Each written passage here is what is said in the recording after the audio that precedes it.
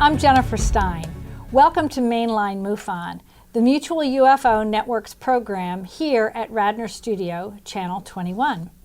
My guest today is Alex Chionetti. He is an award-winning journalist, researcher, explorer, and filmmaker. He was born in Argentina and he immigrated to the United States as an adult, and he undertook coursework studies at MIT, USC, and UCLA. For 30 years, Alex has been focused on scientific field research of UFOs, lost civilizations, ancient archaeology, and exploring the possibility of extraterrestrial visitation in the past and possibly our present times. He was a disciple of the late Dr. J. Allen Hynek, the pioneering astronomer who had headed the famous Project Blue Book. That was our official government's project to investigate and research UFO reports, which officially closed its doors in 1969.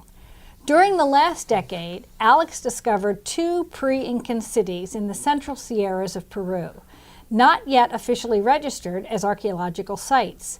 While exploring in the Chilean high desert, Alex found figures similar to the famous Nazca lines of southern Peru.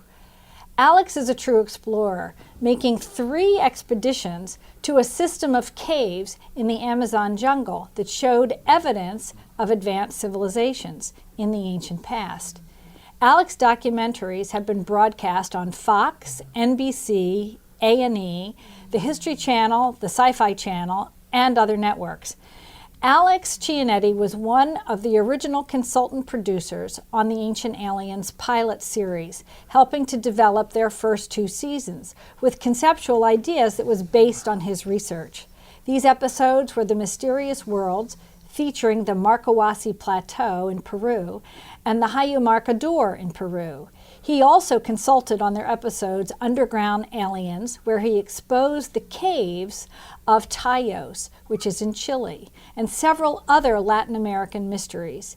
He is the author of 3 books, Parallel Worlds, which has produced Mundus Paralelos in Spanish, and The Tayos Odyssey by Inner Traditions and Bear Company, and UFOs, The Last Confrontation, UFOs over Argentina, that will be published by the Flying Disc Publishing Company in the UK in 2020. Alex produces a news program in New York and New Jersey for the Univision network. And previously, he has been a producer for a news program called Australia TV Network. Alex, welcome very, very much to Mainline My MUFON. pleasure, yeah. We're really delighted to have you here. Okay, happy to be in. So where did this all begin for you? Where and what was the impetus behind the development of this sort of research?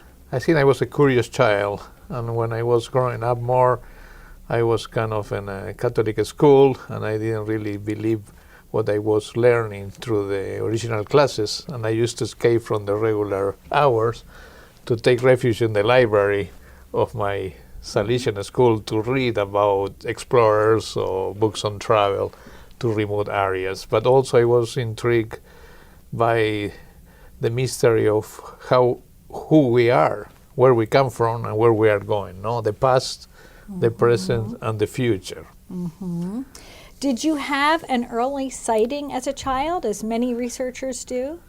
Regarding to the phenomena, the UFO phenomena, yes, we have an early kind of, I have some reminiscence when we were traveling in the summer with my parents and my brother and in this route, and suddenly I think we stopped in this national route and we saw some metallic object, stationary, static in the firmament, in the sky, and it was the time when everybody was spending about the Apollo missions, no? And we never know. I said we left the car and we back, but that object was high in the sky. And everybody in your family saw it. Yes. Yeah. We saw it. Interesting. So you've spent several decades studying some significant archaeological mysteries, certainly in the Andes. The Markawasi Plateau in Peru, and also in Ecuador, the caves of Tayos. Why these 2? Is there, what was the draw to these 2 particular sites? The draw was Markawasi was kind of reading about the discovery of the place. I was reading the books. That was kind of in the late 70s, and Daniel Russo was a Peruvian intellectual who kind of in the 50s discovered this high remote plateau in almost 8,000 feet over the level of the sea, where they have these sculptures, these stone sculptures who really changed with the light, and was his theory was fascinating and was really connected with me. Now, And are they natural sculptures, or do people think they were sculptures in the past, or are they just natural landforms that are bizarre? Can you explain it a little bit for those who don't know? They may want to research it. well, kind of my life is connected to that kind of ancient mysteries when we cannot really prove was an advanced civilization. We know the Incas built these humongous megalithic constructions and 1,000, a couple thousand years ago, but they were based also in more remote previous cultures. And my intrigue was they have a technique to kind of modify the rocks, and Russo have this kind of theory with in a kind of 3 square miles there were hundreds of these figures, and these figures have you could see the figures more with clarity in the solstice and the equinox. And when you go there, you feel you are kind of in the beginning of times. And he connected with very prehistoric. He talked about the proto-history, the history before the prehistory. And when you see this kind of face who looks like the Sphinx of Egypt, and you see another figures connecting with Africa and Europe, I said, what is this kind of convergence of many figures, statues, carvings? He used the terminology optical carvings, what they use. So figures with, when you see the translation of the sun on the zenith, they acquire movement. And I said, who was this culture who have the capacity? And I was putting kind of all the pieces together, and also connect with the underground world, what is also below the plateau. There are kind of caves and were legends with inside of this plateau. Maybe there were some ancient manuscripts who could explain about the civilization before the deluge, before the flood. Right. And I did an expedition in 2003, and we found this kind of the beginning of a kind of a tomb, an ancient burial. Under the Markawasi Platteau. Under the plateau. But Russo never found it. Before his death, he said, I want you to continue my research. But in that time, I was looking for many mysteries. As I said, I am an explorer of mysteries of the sky, and I am explorer of mysteries of the inner earth. And that connect with speleology or spelunking, who had been one of my dedication in the Andes, no? When I was exploring other caves and this cave system who connect along the Andes, so connect Markawasi with your next question. Right. Well, what I was going to ask about the Markawasi caves is, did you find evidence that makes it look like there was ancient workings in the caves, or any kind of ancient structure or ancient large stones that seem to be not natural for a cave? Did you find evidence of that there? Well, was a legend with that caves continue to the below of the base of the mountain, where the people entered there, or they were sacrificed, and they escape of ceremonies, and they finish in the base, kind of a couple thousand feet below. I said that had to prove was a system of tunnels, no? But yes, I proved that we found this brick. Unfortunately, it was a big landslide after, and that was covered, and the mayor of the city kind of stopped any intrusion of professional or archaeologists, non-professional archaeologists, yes. So let's move on to the caves of Teos in Ecuador.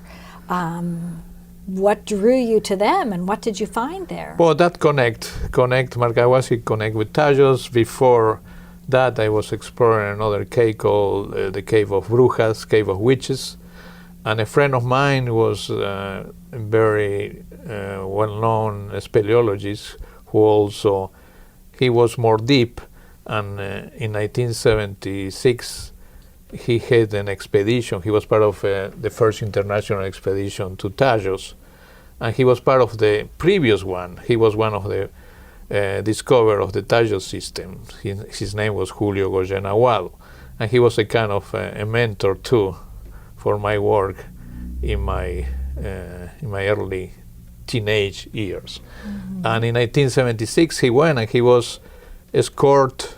He was one of the escorts to our astronaut Neil Armstrong.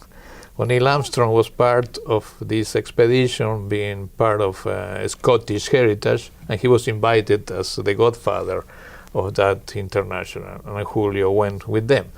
But was a legend regarding in Tajos, as in Markawasi, was a depository of a kind of an ancient lost treasure, but the lost treasure was not talking about gold, but talking about a knowledge, the knowledge of these ancient cultures, for example, how to build, to move huge boulders, rocks, polishing, and build cities.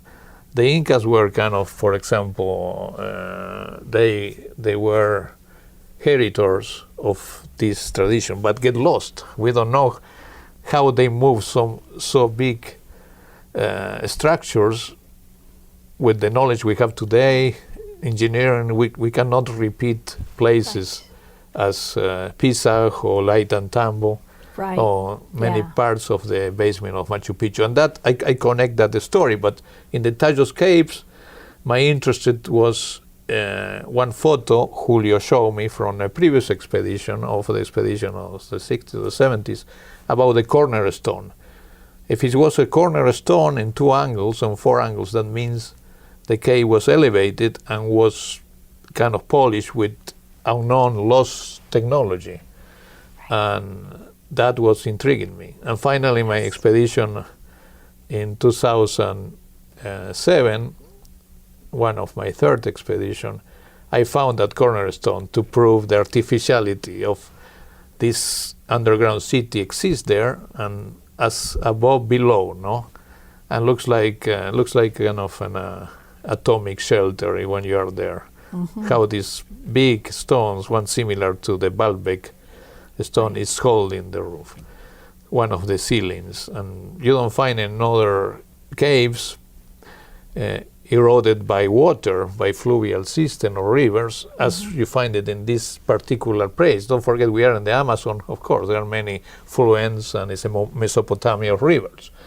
And that was my big challenge to prove the artificiality.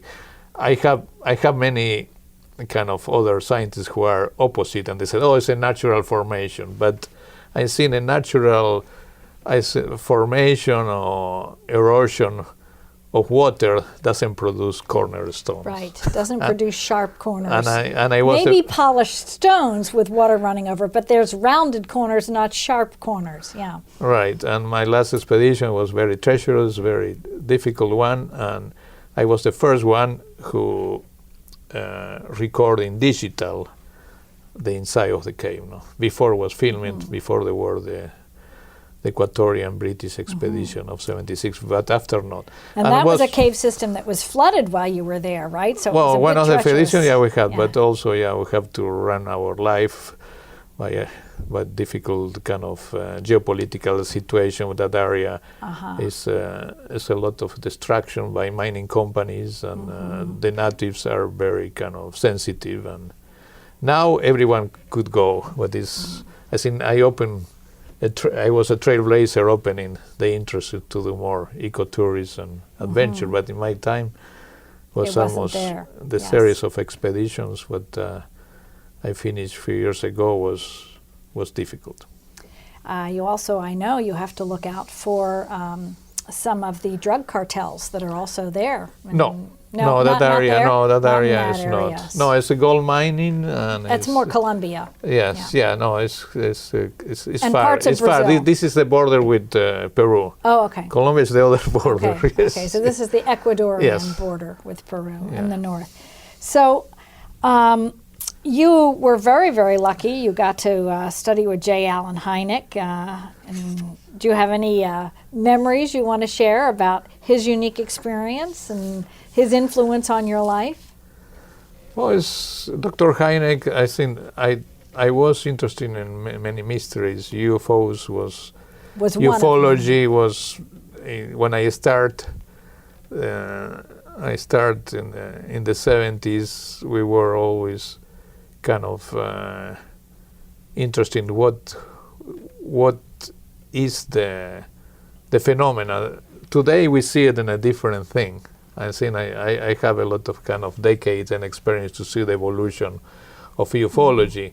That as today we're mixing with a lot of craziness with the kind of more realistic research. We already in the late 70s we have that two kind of schools.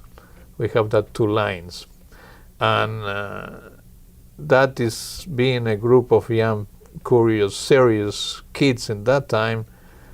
We tried to look for the more scientific, more logic approach, and we created a group. It was called Comisión of Investigaciones Ufológicas, the Commission of Ufological Investigation, and we published a magazine, UFO Press.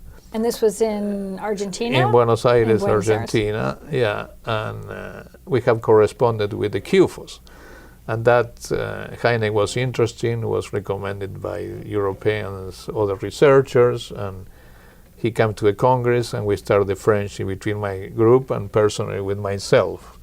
And I started to be kind of also in charge of the Spanish edition of Hynek magazine, the International UFO Report. And in the next years, our friendship grew up, and we started to exchange kind of this mentorship to expand the research in the more serious way. And it's in 1978, with the big flap all over the world, create many followers. Also, all the kids who we were watching Close Encounters of the Third Kind. Right. We start to kind of discover Hynek through Spielberg or vice versa. But Argentina, also its government and its press, is more open about the UFO topic, or have you not been? I mean, you have a major head of military who has spoken openly about it. Right. From the 70s, already, no matter where many military presidents and government, they were kind of open to the subject. From the 60s to the 70s, were sightings in 1960 in the Antarctic bases. And also the armies, either the Navy, the Army, the Air Force, they started to be kind of open, but they were witness, and they were published in the regular magazines in that time. They were not official, official projects, where they were visible, but they really exist in the 60s. And I have a friend who was also a close friend, a writer, a poet who was consultant to that, the first civil group, and he started to recollect. Well, he was a journalist, and the Navy need in that time some expert, and he started to go to research. And after, they were kind of some separate, but they were still respecting the thing. And I was one of the first countries before Brazil who really have the official projects, So I don't know if you've seen this or not, but it was brought to my attention actually by the producer here at Radnor Studio 21, that the History Channel is doing a whole series called Project Blue Book, and I think it starts January 8th, and I think it's on history. So, and it's all about J. Allen Hynek. So you'll have to check it out. Maybe you should call the producers and find out if they need any help. And some of the historical data. I think you will have to edit this part, but I'm going to tell the story. I was going to send you an article. 2 years ago, I am independent producer, and I develop series. I present the project about what's called the Lost Files of QFOS, based in Hynek, to history and A&E. They were very interesting. They called me. I could show you all my emails, and according to the son of Hynek, who had been my friend and helping me with analysis of videos on the last years, Dr. Allen Hynek introduced me to him when I arrived to this country, and one of the reasons I arrived to this country was my friendship with Dr. Allen Hynek. But unfortunately, he said, they ran with your concept. And I think that is not, for me, I am very kind of affected by that. And it's would have been nice if you'd been in on the production process. Oh, my lawyer said, why you don't try to go to be consultant? And they didn't accept it. One, I originally presented the idea and didn't let me neither. And it's a kind of what you could do. That is a particular thing what you present to these networks. Yes. But nowadays we have a lot more freedom with what's available out there and what we can do. With just locally produced things, public access, and we can go straight to YouTube with our own programming. So we don't need the bigger networks. You could produce other stories about Hynek. I seen another independent company produce something about the Blue Book, but the Blue Book is public domain anyway. No matter they cannot put a trademark. Right. Yes. Right. So, what do you think about the current state of ufology? Do you think that we're moving towards disclosure, or do you think we've had disclosure as of December 17th? A lot of people think December 17th, 2017 was a real turning we point. have the anniversary, and I'm going to talk tonight about that. And it's interesting. It's an evolution of involution, or it's a steady thing, or it's a mediatic thing. All media move the strings of culture and the common practice, the common daily life. In the early 80s, I remember we brought Hynek to start to opening of the files of the Air Force in that time to have some help. I think we were, in a certain grade, my original country was pioneer. And after I collaborate with other countries in South America to get interested in the opening, cooperating. We are not talking about opening the files, but I don't think militaries or any government have the clue for resolve the phenomena. Right. That is, it's very lazy to wait. You are going to find no one country the solution, has all the answers. Right? And they don't have any. They will not have, I think, the monopoly neither. We need to be a little more open and collaborative. Right.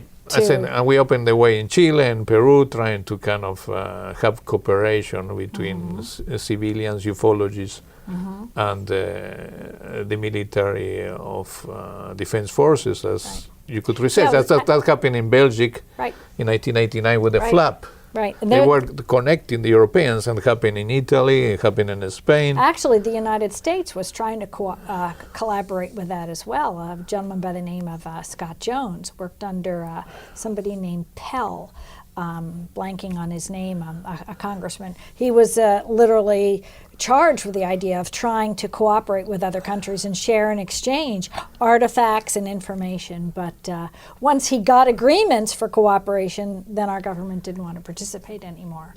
Yes, his name is Scott Jones. He wrote a book about it. Yeah, I don't know if you're familiar with his work. No, I'm not familiar. I know the name, but I didn't really explore. I think, we are at a turning point. 1 year later, we didn't have any kind of conclusive side from this part, but as I was telling, it's a movement now between China and Russia and the rest of the world to unite to disclosure and bringing the project to UNESCO and to the UN in 2019. And that has been happening in the last few months. But it's an initiative coming from China. From China. Yeah, with China, what the subject was always forbidden. We have only one researcher, I remember, and he couldn't remember Sun Chili, he couldn't talk about that. He was kind of always cautious. Well, lots happened in China. They've had 5 major airports shut down with UFO activity. Oh, China have a lot of cases. Every country around the world is not a monopoly for any country. The phenomenon is in the atmosphere and every day we have a challenge. And with radio astronomers, for example, this radio astronomy station from Ireland who have some kind of result from a new system that apply with using lighting communication coordinated with the old SETI program.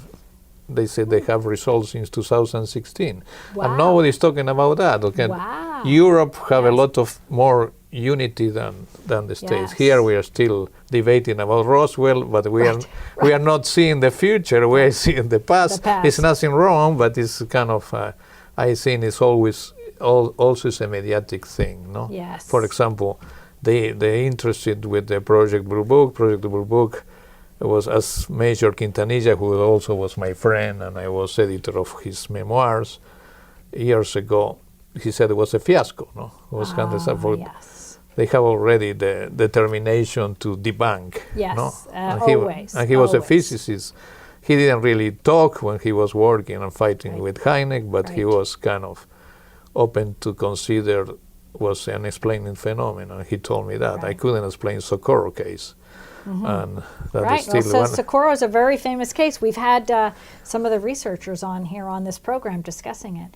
So for people who would like to learn more about your work, Alex, we're very, very much looking forward to hearing you present at Mainline MUFON, and people can follow up and learn more about you through the links at our website, Mainline MUFON, here on the main line of Philadelphia. But do you have a website for people to follow up with, or just people can look up your name and Google your books and things like that? Correct. They could Google. I used to have a website, but I closed it down. Yeah. Okay. Not too long ago, but yes, they could contact through you or through my name. There are a lot of links connecting, if not my Hotmail. Right, Hotmail. Patagonian Express, hotmail.com. What was that again? Patagonian Express. Patagonian Express at hotmail.com. Great. Well, I want to thank you so much for coming here to Radnor Studio and enlightening us about some of your research and your interest. It's a real honor to have you here. And I want to invite our watching audience to follow up with, if you live in the Philadelphia area, you may want to start to come to some of the programs we host at the Tredyffrin Public Library called Mainline MUFON. You can go to the website and learn more about our programs. Thank you so much for joining us. I'm Jennifer Stein, and I'll catch you next month.